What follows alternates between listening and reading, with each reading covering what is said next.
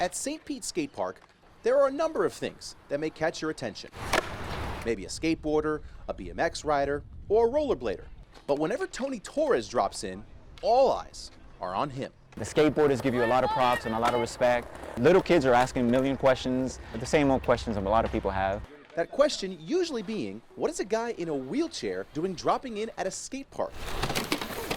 Tony was born with spina bifida, and he's been in and out of a wheelchair for most of his life. Around 2015 is when I started having issues with my hip after a hip dislocation. I had to have surgery that year, and I spent the whole year in bed that year. And there's not a lot of stuff you can do on bed rest, so you're on YouTube a lot. And I found a video of this guy, and it totally inspired me to just say, wow, I want to do that. That guy was Aaron Fotheringham, and this is wheelchair motocross.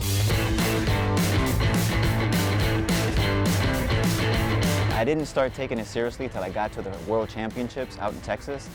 That was my first event, as a pro or I went in as an intermediate. Got to meet Aaron that year. I got to meet a lot of people. It was an awesome event. I just got hooked on it. Since that event, I was just hooked.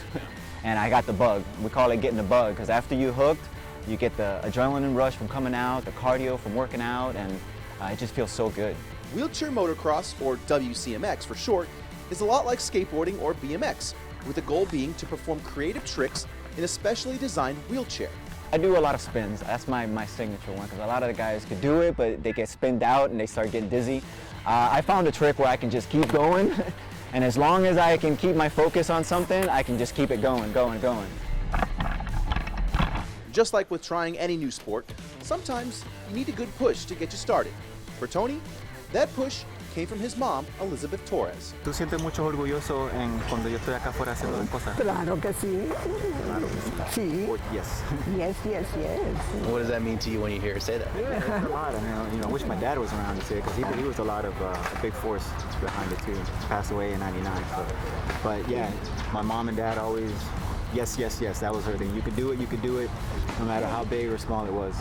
Tony plays a lot of other sports, but he says none of them give him the same feeling he gets when he does wheelchair motocross. This one, for some reason, just fits me like a glove, and it's like I found my passion. But I feel just like everything, it's like, I don't know how to explain it. It's just a feeling of just, like you just want to get out there and just take on the world.